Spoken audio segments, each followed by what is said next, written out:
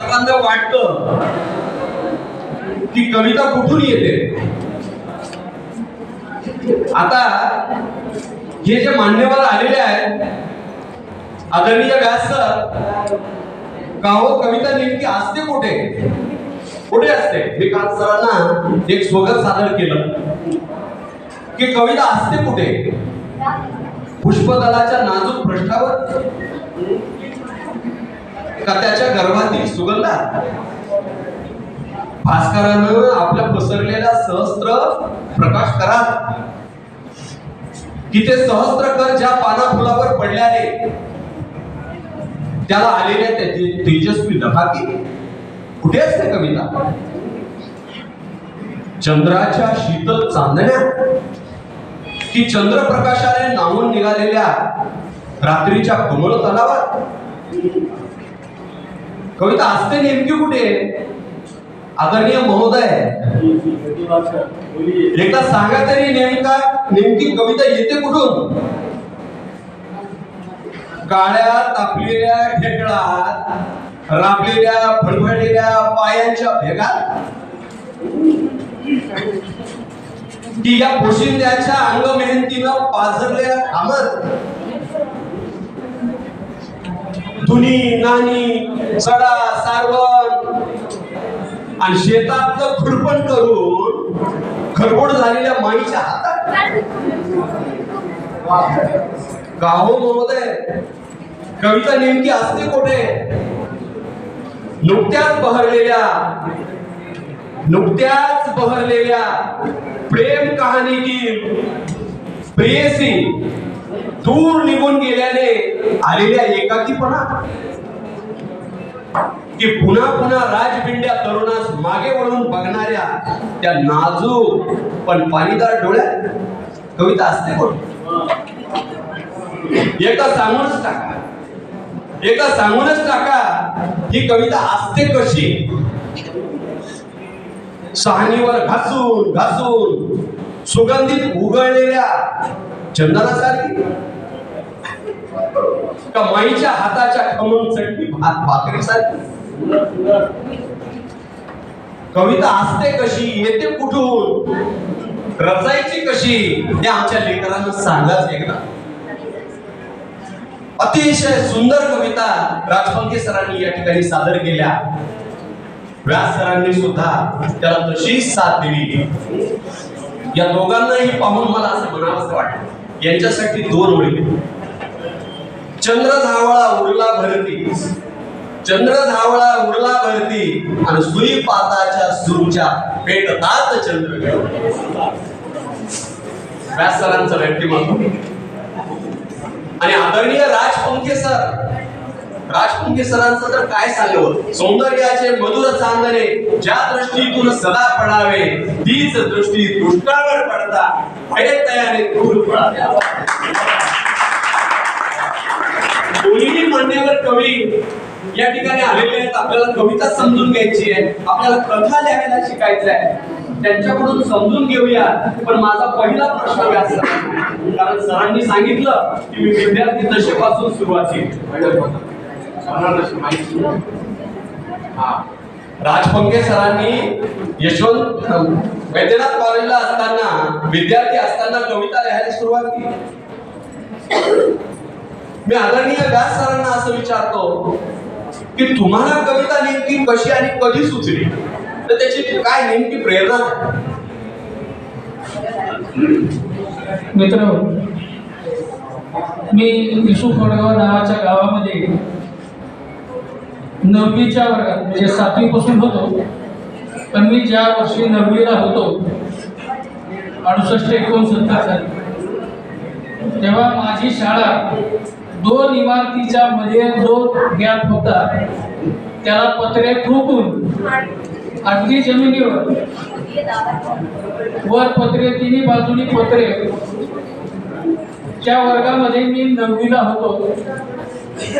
तो वर्ग आम्हाला दर शनिवार रविवार सांगावा लागायचा. पावसाळ्याचे दिवस होते, बाहेर पाणी, तसं वर्गातून सुद्धा पाणी निघून गेलेलं होतं. आणि आम्ही तिथं आमच्या घरचं पोतं आणून बसलेले चारी बाजूने पत्रे लावलेले पण अंधार झाला ना, त्याच्यामुळे इतके डास झाले की सर गुरुजी शिवाय सम आम्ही सर तर म्हणत नव्हतो, गुरुजी म्हणायचे. गुरुजी समोर शिकवाले तर आम्ही सगळे अशा म्हणजे इतके डास होते की त्या प्रचंड डासाला कंटाळून मी त्या वहीवर 2-4 ओळी लिहिल्या. मला माहित नव्हतं ती कविता आहे म्हणून, पण मी 2-4 ओळी लिहिल्या. मच्छर कुमार डास किती देता हो त्रास, नाक तुमचं लांब खास, लागेचे तो माणसाचा वास, गुई गुईचे संगीत गाता मात्र नियमित, गाता कोणतं गीत मला नाही माहीत. अहो अत्तर कधी मच्छरदाणी लावली, औषधं फवारली, पण तुमची शिकार नाही गावली. मच्छर कुमार डास किती देता हो त्रास. ही कविता मी लिहिल्यावर शेजारच्या मुलाने ती माझी वही उचलून घेतली आणि गुरुजींना लिहून दिली. मराठीचे गुरुजी होते, त्यांनी ती माझी ते शिकवायला मी दुसरं लिहित होतो. त्यांनी ती माझी वही बघितली, पान फाडून घेतलं, मला बरोबर शिकवलं. 2-4 कन्सुलर लगावले. गाढवा म्हणजे तू काय केशव शिकवस, तू काय मरडे करायस, तू काय बाबू करायचं, असं एकेकाचं नाव घ्यायचं आणि एक तडा करायचं. मी म्हणलं हे किती पाठ आहेत नाव आहे लग्न. बदल मला झोडपलं, माझा कागद सगळा फाटला. त्या वर्गामध्ये चिंध्या कागदाच्या फेकून दिल्या आणि पुन्हा मला सांगितलं ती गोळा कर. गोळा करून बाहेर निघाला.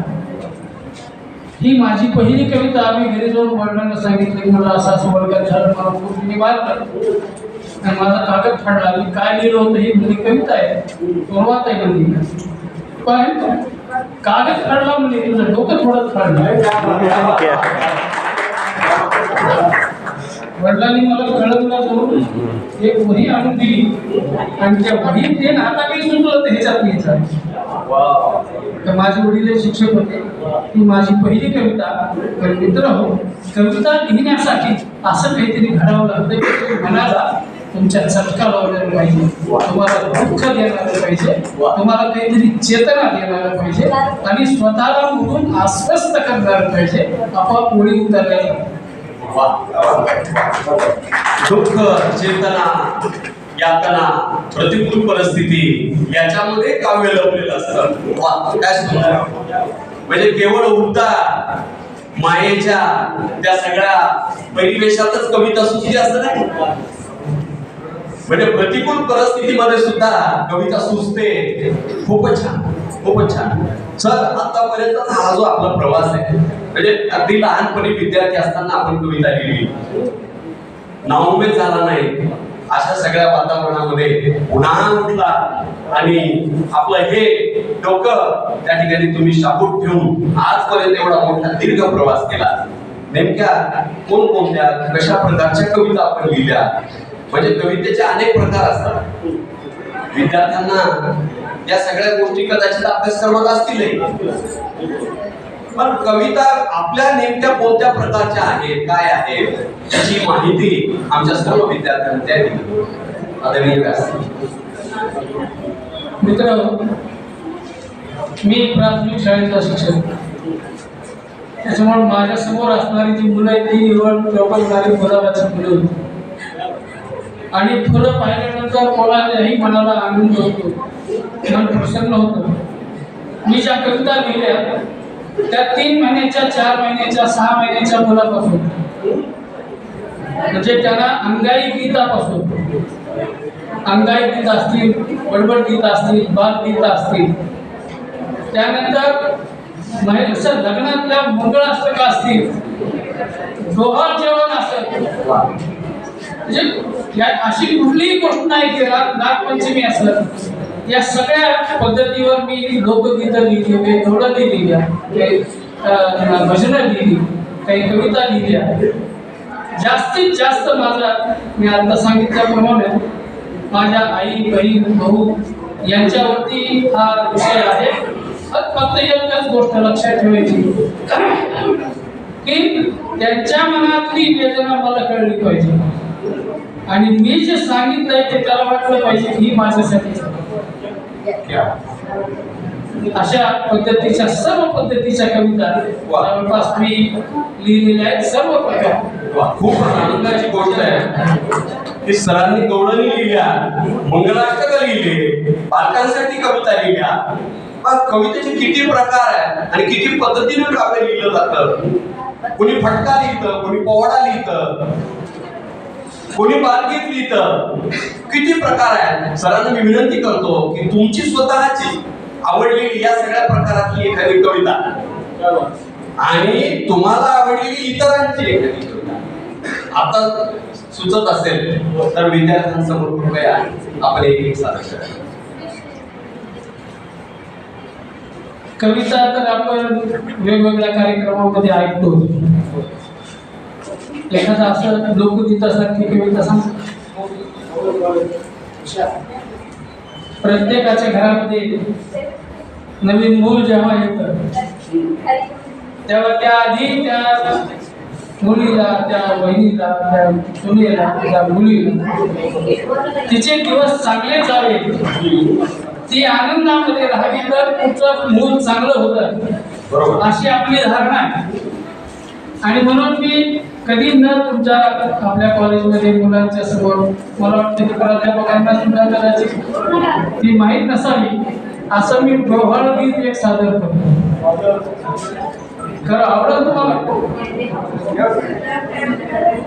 तुम्हाला माहित आहे डोहाळ्याचं गीत असतं? डोहाळ गीत माहिती का पाठीमागे? डोहाळ गीत सर डोहाळ गीत म्हणताय. डोहाळे ज्यावेळेस लागतात त्यावेळेस ते डोहाळ गीत म्हटलं जातं. हा जितका मुलीसाठी, आईसाठी, सुनेसाठी आनंदाचा क्षण आहे तेवढाच आनंदाचा क्षण बापासाठी, मुलासाठी, भावासाठी, आज्यासाठी, आजोबासाठी यांच्यासाठी सुद्धा तो खूप मोठा आनंदाचा सण आहे, तो उत्सव आहे.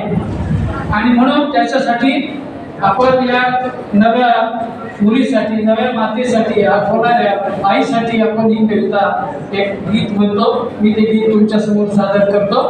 नाव प्रातिनिधिक आहे त्याच्याबद्दल. कोणाचं नाव असेल तर तो योग समजायचा. माझ्या बाई मंजिरीला लागले डोहाळे ग, माझ्या बाई मंजिरीला लागले डोहाळे ग, लागले डोहाळे बाई, लागले डोहाळे ग, माझ्या बाई मंजिरीला लागले डोहाळे ग, लागले डोहाळे बाई, लागले डोहाळे ग.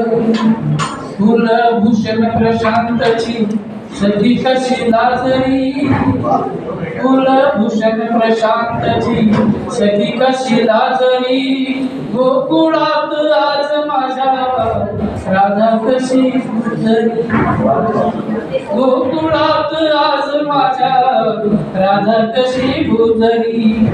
हौस हौस करुण तिची पुनवेच्या चंद्रासम करू तिचे सोहळे, पुनवेच्या चंद्रासम करू तिचे सोहळे. लागले डोहाळे बाई, लागले डोहाळे ग, लागले डोहाळे बाई, लागले डोहाळे ग.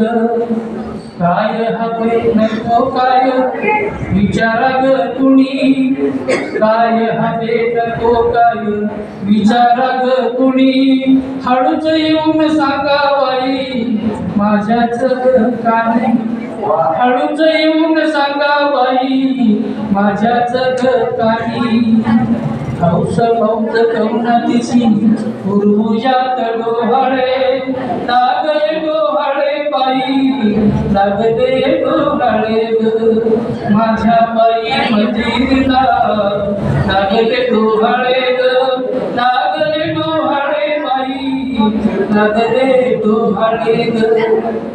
जाई जुई मोगऱ्याला फुलवान फुलवा जाई जुई मोगऱ्यान सजवान फुलवा सनाईचा सूर आणि चौघडाही वाजवा सनाईचा सूर आणि चौघडाही वाजवा सुरुचित फळे बाई सुरुचित फळे गडे कोटी भरा सुहासिनी सुरुचित फळे ग लागले डोहाळे बाई लागले डोहाळे लागले डोहाळे बाई लागले डोहाळे रामकृष्ण नरसिंह पुरुष अवतारी ग सीता तारा मंडोदरी नारी अवतारी अशी तुम्ही अवचित पाहुनी येईल ग असा कुणी अवचित पाहुणा येईल ग लागले डोहाळे बाई लागले डोहाळे ग माझ्या बाई मंजिरीला लागले डोहाळे ग लागले डोहाळे बाई लागले डोहाळे खूप छान असे तुम्ही जसे तुम्ही सगळं काय सुंदर आहे. जुन्या चळवटांना जाळले पाहिजे तर नव्याने पुन्हा बांधले पाहिजे. राष्ट्रपती सर तुम्हाला प्रश्न विचारायचा मोह आवडतच नाही. हे कवितेचं तंत्र कविता कशी कुठून निर्माण करतात काय नेमके जगण्यानं एवढा गाळभास केलाय सर त्यामुळं राहत नाही आपण काहीतरी उस्मळून येतं जास्त काम घेतो. मुनिमांची इतके मोठे प्रदेश आहेत भूतान हे नाही ते नाही हे असं ते तसं तर त्याला कोणीतरी उत्तर दिलं पाहिजे. त्याचा कोणीतरी सकारात्मक इच्छा केला पाहिजे पाठलाग केला पाहिजे. माझ्या कविता लिहिण्याबाबत तो फार मोठा दृष्टिकोन आहे. माझे वंदनीय गुरुजी आबासाहेब मानपारे जे परळीला असतात आणि माझे दुसरे वंदनीय गुरुजी स्वर्गवासी संतोष मुळावकर सर या दोन महापुरुषांचा इतका सुंदर सहवास आयुष्याला लाभला ज्याचा परिणाम वंदनीय व्यास गुरुजी असतील भोकरे गुरुजी असतील रामकाका उपदम सर असतील इवन राधा आंबेडे सर असतील या अंबाबाई शहराच्या विचारवंतांशी उत्तम दर्जाच्या साहित्यिकांशी माझा हा जिव्हाळ्याचा संबंध आला. मी त्यांना वाचलं मी त्यांना वैयक्तिक त्यांच्या आयुष्यात जाऊन समजून घेतलं आणि त्याचा परिणाम म्हणून लिहिण्यामध्ये बोलण्यामध्ये या सगळ्या महापुरुषांचा प्रभाव आपल्याला जाणवू शकेल. एका मुलीने पोटी लिहिलेला शेर आहे बघा ती कदाचित लिहिण्यामागची प्रेरणा सुद्धा आहे. माझ्या झोपलेल्या पिढ्या मला जागाया पाहिजे. वाईट राईट मी का लिहितो त्याचं ही एक फार महत्वाचं कारण आहे. माझ्या झोपलेल्या पिढ्या मला जागाया पाहिजे. सूर्य झोपतो का सांगा तसं बघायला पाहिजे. माझ्या झोपलेल्या पिढ्या मला जागायला पाहिजे. सूर्य झोपतो का सांगा तसं बघायला पाहिजे. सांगा येणार का माझ्या सगळे ठेवायला माथा. सांगा येणार का माझ्या सगळे ठेवायला माथा. बीज क्रांतीची पेरते माझ्या तुकड्याची गाथा. बीज क्रांतीची पेरते माझ्या तुकड्याची गाथा.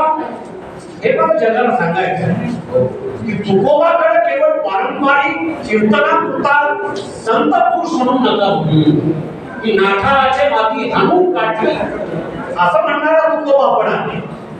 बुडती हे जन न देखवे डोळा म्हण मुली कळवळा येत असे. या कळवळ्या पोटी तुकोबाणी आपण गेली. हा कळवळा नसता समाजाबद्दलचं अंतःकरणामध्ये भान नसतं जाण नसती तुकोबाला अभंग लिहिली नसती की तुकोबाच्या अभंगाची परंपरा मी गझलेच्या माध्यमातून पुढे घेतला आहे. त्या काळात असतो तर कदाचित तुकोबाच्या सोबतीनं अभंग केले, पण या काळाची गरज आहे. या काळाचं वेगळं शास्त्र आणि शस्त्र हाती घेऊन लेकरांशी बोललं पाहिजे, समाजाशी बोललं पाहिजे. म्हणून माझ्या लिहिण्याच्या धारणा समाजाचे कलीचे प्रश्न आहेत. जिथपर्यंत जाता येईल तिथपर्यंत जाऊन सत्य वर्गातल्या लेकरांपर्यंत पोहोचवलं पाहिजे. त्यांना जागा करून पुस्तकांकडे गेलं पाहिजे आणि विचारवंतांचे विचार ज्या दिवशी त्यांच्या अंतःकरणाला बाधक होतील त्या दिवशी माझ्या कविता लिहिणार, त्या दिवशी माझ्या कविता लिहिण्याचा सार्थकी दिवस लागला असं म्हणता येईल. अगदी बरोबर आहे. हीच गोष्ट आहे. कविता तर अगदी आपल्या ओठावर असते, गझल आपण जगता. म्हणजे या सगळ्या गोष्टीमध्ये आणखी काही साहित्य प्रकार आपण हाताळले, कथा किंवा कादंबरी वगैरे. सर, ललित लेखन नावाची फार सुंदर गोष्ट असते. ज्या गोष्टींची कविता झाली नाही त्याचे ललित झाले. ज्यांच्या गझला होणार होत्या पण त्या झाल्या नाही ते ललित झाले. आणि त्या ललिताच्या लेखनाचं एक पुस्तक वेदनेचा दीर्घ मुलामधून 2010 साली प्रकाशित झालं. त्या पुस्तकाच्या पहिल्या पानावरचं एक वाक्य मी या निमित्तानं आपल्यापुढे सांगतो की कविता वाचणं म्हणजे शब्दांच्या लयीत ताल धरून नाचणं. हे शब्दांच्या लयीत ताल धरून नाचता आलं की आपल्याला कविता वाचता येते, आपल्याला कविता जगता येते. त्यामुळे कविता वाचणं म्हणजे शब्दांच्या लयीत ताल धरून नाचणं. हे ताल धरून नाचता आलं की मग आयुष्याचं नाव होतं. नाही, कविता छानपैकी जगता येते, लिहिता येते, लिहायला लागता. खूप खूप छान, खूप छान. आपल्या माहितीसाठी सांगतो, दोघेही जण शीघ्र कवी आहेत आणि व्यास सरांच्या शीघ्र कवितांचा आस्वाद तर आम्ही कित्येकदा घेतला. आणि म्हणून मला आवडत नाही, आदरणीय व्यास सरांना मी विनंती करेल की काही एखादी शीघ्र कविता कृपया या ठिकाणी बोला. रत्नागिरीचं साहित्य संमेलन होतं. त्या साहित्य संमेलनामध्ये तिवारी सर बरोबर होते. त्यांनी वसंत माकोट्यांना आणि मधुकर केचेंना सांगितलं की या पोराचा आवाज फार चांगला. त्यांनी मला धरून दिलं की त्या कट्ट्यावर केशवसून कविता कट्टा होता तिथं. त्या कवितेवर तिथं मला 1-2 कविता त्यांनी म्हणायला. आणि नंतर मधुकर केचेंना असं वाटलं की आपण इन्स्टंट कविता, समयस्फूर्त कवितेची एक स्पर्धा घेऊ. ते तिवारी सर म्हणले की फार चटकन कविता लिहित आहे. मग त्यांनी माझ्यासाठी लॉनवर अनाऊन्स केला की एका लॉनवरती मुलांना मुलींना बोलावलं. तर बरेचसे 50-60 जण आम्ही तिथं जमा झालो. त्यांनी आम्हाला पहिल्यांदा सूचना दिली, कविता 14 ओळीची लिहायची, 7 मिनिटात लिहायची. कविता डायरीमध्ये लिहायची, एकही शब्द जोडायचा नाही. आणि त्या कवितेला लावणीचा बाज पाहिजे. आणि कविता झाल्यानंतर ती लगेच म्हणून दाखवायची. एवढ्या मोठ्या म्हणजे अटी घातल्या. 50-60 जण आम्ही तयार झालो. 5 मिनिटं झाले, 10 मिनिटं झाली, ते विषय सांगा. पुन्हा शेवटी मी कंट्रोलर विचारलं त्यांना की म्हणून सर विषय द्या. त्यामुळे तुम्ही सगळ्यांनी आता गेटवर काय घडलं ते बघितलं का? बाकीच्यांनी कोणी बघितलं नव्हतं, पण मी बघितलं. ते म्हणले काय घडलं होतं? तरी म्हणले एक पांढरी गाडी मध्ये आली. त्या पांढऱ्या गाडीतून 4 पांढरी मुलं बाहेर पडली. त्यातलं एक पांढरं पोरगं लहान पळालं, मंडपामध्ये गेलं, त्यानं पांढरी खुर्ची आणली. ड्रायव्हरच्या बाजूचं गेट उघडलं, दरवाजा, आणि त्यातून पांढरी शुभ्र म्हातारी काढली, त्या खुर्चीत बसवली. आणि ती म्हातारी तो घेऊन मंडपामध्ये 4 जण पोरं घेतली. माझ्या म्हातारी होत्या. आता म्हातारीवर लावणीच्या बाजारावर कविता लिहायची. 14 ओळीची कविता 7 मिनिटात डायरीवर शब्द न मोडता लिहायची. चला तुमचा टाइम झाला सुरू. मी डायरी काढली, जे येईल ते सुचलं तसं ते खरं खरं खरं खरं 14 ओळी घेऊन टाकल्या. पहिल्यांदा घेऊन बहिणी समोर त्यांच्या पालती घातली. माझी डायरी पालती, त्याच्यानंतर 7 वाह्या आल्या 7 मिनिटामध्ये, म्हणजे सगळ्यांना मला 8 झाले. त्या 8 वाह्या त्यांनी सर उलटे केले, दिवस माझी गेले. पहिल्यांदा मी दिली, मला म्हणले मन वाच म्हणले. वाच म्हणल्यावर मी म्हणलं का वही तुमच्या जवळ करा, त्यांनी आणि मी डायरी त्यांच्या जवळ मी कविता ती सादर केली. त्या म्हातारीवरची कविता सांगतो.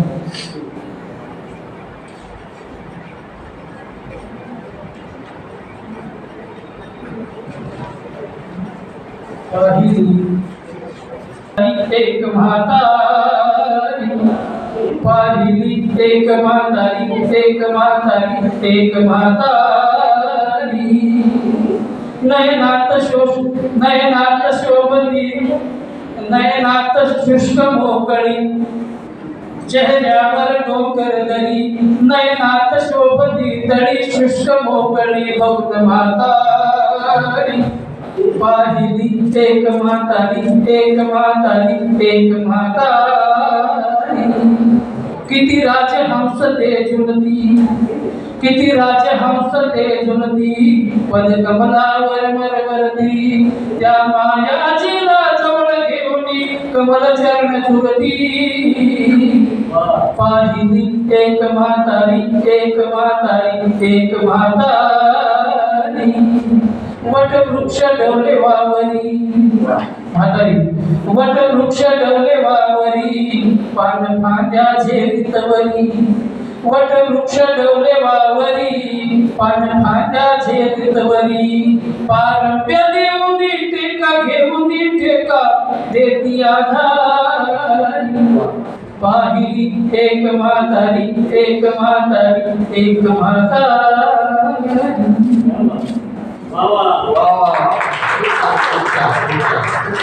बक्षीस त्यांनी मला जवळ खूप छान. यानंतर केवळ 2 प्रश्न थोडस कथेकडे येतो. सरांनी कथाही खूप सुंदर लिहिलेल्या आहेत. त्यांच्या काही बालकथा आहेत, वेगवेगळ्या व्यक्तिमत्वाला साकारणाऱ्या कथा आहेत. कथेच्या अनुषंगाने कथेचं काय तंत्र असतं, कथा लिहिण्याचं काय कौशल्य असतं, हे आपण सांगू. कथा ही गोष्ट अशी आहे की जन्मलेल्या मुलापासून ते आता चाललेल्या माणसापर्यंत ज्याला उचलायचं तिथपर्यंतच्या माणसापर्यंत सगळ्याला आवडणारा प्रकार. म्हणजे आपलं ठेवावं झाकून आणि लोकांचं पाहावं वाकून, हे कवितेचं तर्क, म्हणजे कथेचं तर्क. कथेमध्ये पुढे काय, तुमच्या घरात काय चाललंय हे मला कळलं नाही. मग ही जी गोष्ट आहे कथेची, तर ही कथा अर्ध्या मिनिटापासून ते 10 वर्षापर्यंत आहे. अर्ध्या मिनिटामध्ये कथा सांगता येते. आणि तुम्ही आता टीव्हीवरती सिरियल बघत असाल, सालून साल चालती ती कथाच. तर ह्या कथानकामध्ये एक गोष्ट आपल्याला लक्षात आली पाहिजे की पुढचं काय होणार आहे ह्याची उत्सुकता असली पाहिजे. प्रत्येक विधानानंतर ह्याच्या पुढं काय. तर मी म्हणजे तुमच्या समोर कथेचं उदाहरण न सांगता मी एक कथा काव्य सांगतो. Very good. म्हणजे तुम्हाला कथा सांगितल्यासारखं होईल आणि पटकन होईल. कमीत कमी वेळेमध्ये होईल. आपल्याला वेळेचं बंधन. कमी वेळातली कथा काव्य मी तुमच्या समोर सांगतो. सखूबाई ठकूबाई शेतामध्ये गेल्या. नीट बघा कथा ऐकली. सखूबाई ठकूबाई शेतामध्ये गेल्या. खरा खरा कुलपीताना काही बाई बोलल्या. बाई खरा खरा कुलपीताना काही बाई बोलल्या. घरामध्ये गावामध्ये बोलता येत नाही. घरामध्ये गावामध्ये बोलता येत नाही. तुला वगैरे सांगितल्यावर राहतच नाही. पण कुणाला मी सांगू नकोस. पण कुणाला मी सांगू नकोस राईचा डोंगर होईल. पण कुणाला मी सांगू नकोस राईचा डोंगर होईल आणि बिनबियाचं झाड आकाशीला जाईल. कारभारी तवा आमचं बहिरगावी गेलं. सांगायची शेजाऱ्या कारभारी तवा आमचं बहिरगावी गेलं आणि तवा एक झिंजाळ माहेरी आलं. झिंजाळ्याला बघितल्यावर जीव धसकन केला. झिंजाळ्याला बघितल्यावर जीव धसकन केला आणि एकवीला तर बघून आला नसेल केला. पण झिंजाळ्यानं थोबाड्याचं फाकट उघडा केलं. झिंजाळ्यानं थोबाड्याचं फाकट उघडा केला आणि तवा कुठं जीवामंदी जीव माया आला बाई. तवा कुठं जीवामंदी जीव माया आला. एक हात झिंज्यावर दुसरा मोरे गेला. एक हात झिंज्यावर दुसरा मोरा गेला आणि झिंजाळ्याच्या हातापैकी मी आधी हात दिला. एक एक करून त्यानं समजा दप्तर उघडा. एक एक करून त्यानं समजा दप्तर उघडा केला आणि बघता बघता डोळं माझं बोल सिंग झाला. कारभाऱ्याच्या परभाऱ्यांनी कारभार केला. कारभाऱ्याच्या परभाऱ्यांनी कारभार केला आणि कारभाऱ्याचं नाव हाती मला गोंधूनच गेला. कारभाऱ्याचं नाव हाती मला गोंधूनच. कथा काव्य सुंदर सुंदर म्हणजे कथेचा हा एक नवीन प्रकार या निमित्ताने आपल्या समोर आलेला आहे. खूप सुंदर खूप सुंदर.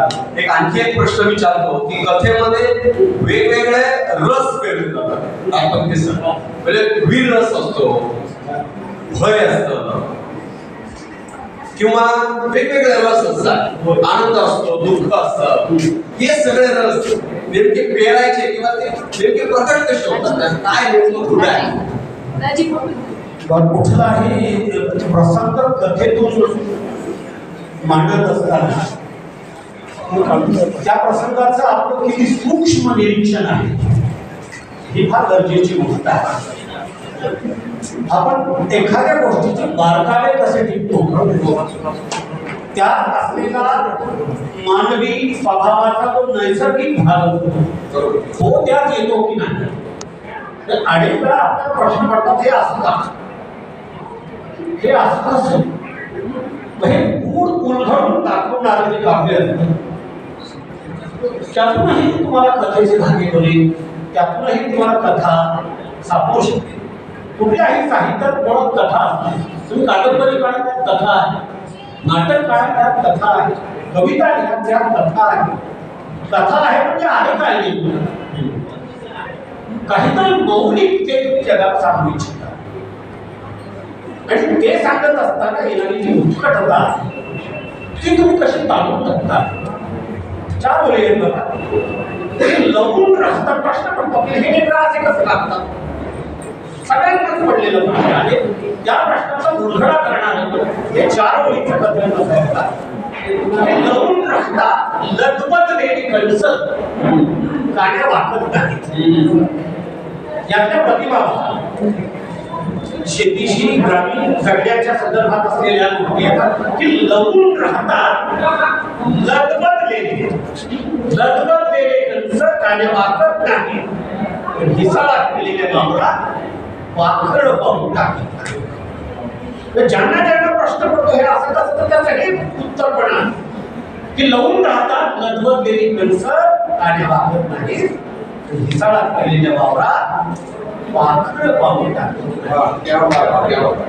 शिक्षकांनी प्राध्यापकांनी स्वतःच्या मेंदूचं कधीतरी अवलोकन, स्वतःच्या हृदयाचं, स्वतःच्या वर्तनाचं कधीतरी त्याचं स्कॅनिंग करून, मॅपिंग करून, झेरॉक्स वगैरे काढून बघायला हरकत नाही.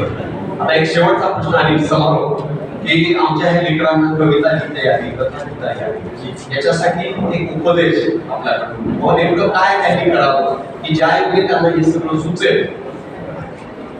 हा साधी गोष्ट आहे.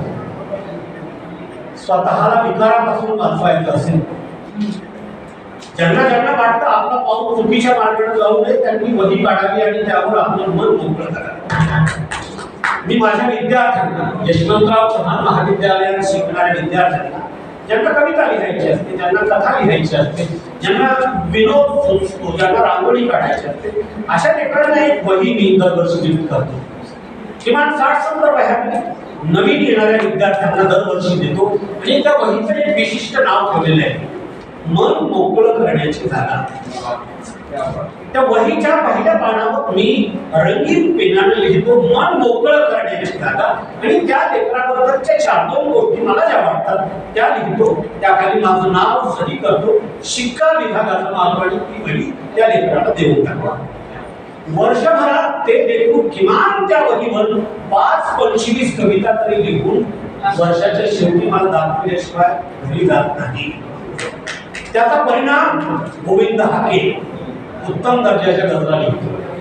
त्याचा परिणाम रागिनी पवार उत्तम दर्जाच्या कविता लिहिते. त्याचा परिणाम फेसबुकावर लिहिणारे कितीतरी लेखक यशवंतराव चव्हाण महाविद्यालयात कविता लिहायला शिकले आहेत. त्यामुळे मन मोकळं करायला शिकवणं फार गरजेची गोष्ट आहे. होतं काय, आपल्याला आत्महत्येपासून जर लेखक पराभूत करायचे असेल तर त्यांना कविता लिहायला शिकवणं फार गरजेची गोष्ट आहे. जे जोपर्यंत मनातली घुसमट कागदावर मांडत नाही तोपर्यंत मोकळं होत नाही. बाथरूमला जाऊन मोकळं होतात माणसं. तितकं नैसर्गिक आहे कविता लिहिणं, तितकं नैसर्गिक आहे. आणि तितकं नैसर्गिक जोपर्यंत आपण त्याला मानून चालत नाही. तुम्हाला चांगल्याला चांगलं म्हणायचं आहे ना, मग कविता लिहा. तुमच्यात हिंमत नाही ना वाईटाला वाईट म्हणायची, किमान चांगल्याला चांगलं तरी म्हणता येतं का तुम्हाला, मग कविता लिहा. आणि ज्या दिवशी तुम्हाला वाईटाला वाईट म्हणता येईल याच्या इतका सुंदर दिवस आयुष्यात दुसरा कुठलाच नाही. समकालीन महिनाभराच्या प्रसंगावर आज सकाळी लिहिलेले 2 ताजा शेर मी आपल्याला ऐकवतो बघा की जहां पर खून की नदियां बहा करती है जो अक्सर, जहां पर खून की नदियां बहा करती है जो अक्सर, वहां इंसानियत का ही बिजारपन जरूरी है. जहां पर खून की नदियां बहा करती है जो अक्सर, वहां पर इंसानियत की ही बीजारोपण जरूरी है. और कई सालों से सूखा पड़ रहा है, गौर फरमाए. कई सालों से सूखा पड़ रहा है, गौर फरमाए. मेरे सरकार शिक्षा का भरण पोषण जरूरी है. मेरे सरकार शिक्षा का भरण पोषण जरूरी है. 15 वर्ष झाले, 20 वर्ष झाले महानगरांच्या शाळा कॉलेजेस चालू आहे. कुणाच्या भरवशावर देश सोडलाय.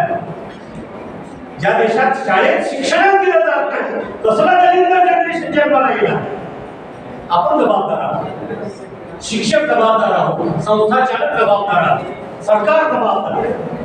आपण जर चांगलं शिकविलं नाही तर चांगली पिढी निर्माण करून होणार आहे. मी तर म्हणतो या जे कोणी आहे ज्यांच्याकडे देश सुरक्षित आहे त्यांच्या शाळेच्या मुख्याध्यापकावर FIR काढली पाहिजे. त्यांच्या शाळेला शिक्षणात त्या लेखकांना कुणी शिकवले हे जरा बघितलं पाहिजे. शिक्षक कोण होते त्याचे, तो प्राथमिक वर्ग तरी असो, माध्यमिक वर्ग तरी असो, कॉलेज तरी असो, त्याला कुठं तरी पदवी घेतली असो. आताचा शिक्षक कोण होता बघा की बघितलं पाहिजे. मी शिक्षकांना आपण शिक्षकांनी स्वतःची नैतिक जबाबदारी म्हणून तोपर्यंत आपण हे स्वीकारत नाही. आणि सरकार म्हणून त्यांची काही जबाबदारी आहे की नाही अशाच्या भरवशावर इंग्रजी माध्यमाच्या शाळा सांभाळायच्या. अंबाजोगाई शहर बुधवार नाही त्याच्या भोवताला 25 इंग्रजी माध्यमाच्या शाळा जर चालू करते तर भव्य दिव्य जिल्हा परिषदेच्या बांधलेल्या शाळांना ओस पडल्यानं कुणीकडे डायव्हर्ट करतो आपण आपलं लेकर. कुणाची लेकर आहेत ते? शिकलेल्या लोकांची तुमची माझीच लेकर आहेत ना. का घालावत नाहीत आपण आपल्या लेकरांना जिल्हा परिषदेच्या शाळेमध्ये शिकवायला? कोण जिल्हा परिषदेत आहे, कोण तत्तालुका लेवलचा शिक्षण अधिकारी आहे, कोण जिल्हा लेवलचा शिक्षण अधिकारी आहे, कोण शिक्षण मंत्री आहे, त्याला बोला की त्याच्याशी संवाद साधा. का शिक्षण ही पद्धत आहे ना. खार करायचा झाला त्यात हळद मीठ मसाला मिसळून किमान महिनाभर गाडीत 2 बांधून ठेवतात. 2 बांधून ठेवली जातात. इथं ऍडमिशन झाले लगेच परीक्षेची फॉर्म लगेच परीक्षा काय परीक्षा काय राव ऍडमिशन झाले महिनाभर तर मिळावा त्यांना वाचायला लिहायला पुस्तकं चाळायला काही मिळावं. ही सेमिस्टर पद्धत, हे ज्ञान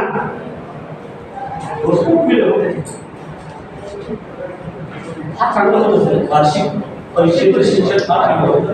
वर्षभर किमान 5 लायब्ररीचे पुस्तक अभ्यासाशिवाय ठेवले वाचायचे, अभ्यासाचे वाचायचे, वाचन संपलं, लेखन संपलं, चिंतन संपलं, विचार करणं संपलं, म्हणून अपराध होत आहे, म्हणून गुन्हेगारी वाढते, म्हणून देश खड्ड्यात चाललाय. Very good. आणि हे कवितेच्या माध्यमातून सांगणे माझी जबाबदारी आहे. राईट. मी जर लेखक असेल, मी जर कवी असेल तर ती माझी जबाबदारी आहे. मी शिक्षक असेल तर ती माझी जबाबदारी आहे. मी संस्था चालक असेल तर ती माझी जबाबदारी आहे. आणि तुम्ही विद्यार्थी आहात तर ती तुमची जबाबदारी आहे. तुम्हाला तुमचं आयुष्य घडवायचं असेल तर वर्गात बसावं लागेल. ही माझी टर्म आहे. माझा वर्ग माझा स्वर्ग असतो. जी पंढरपूरला जात नाही, काशी गया कुठं जात नाही, 90% आधार घेत नाही. माझा वर्ग माझा स्वर्ग असतो. तिथंच काय मला करायचं ते करायचं, तिथंच काय करायचं, तिथंच कविता लिहायच्या, तिथंच वाचन, तिथंच लिहायचं. कवितेला तुम्ही जगण्यापासून वेगळं नका करू. कथेला तर करताच येईल. खूप सारं बोलता येईल. खूप धन्यवाद सर. आज आपण दोघेही महोदय या ठिकाणी आलात. आमच्या विद्यार्थ्यांना कवितेचं कथेचं तंत्र सांगितलं. वाचा, काय संदेश दिलाय, वाचा, माणसं वाचा, पुस्तकं वाचा, समाज वाचा, आणि वाचाल तर वाचाल, आणि वाचाल तर हे लिहा. तर विद्यार्थी मित्रांनो, हे दोन्ही मान्यवर आज आपला बहुमोल वेळ देऊन या ठिकाणी आले.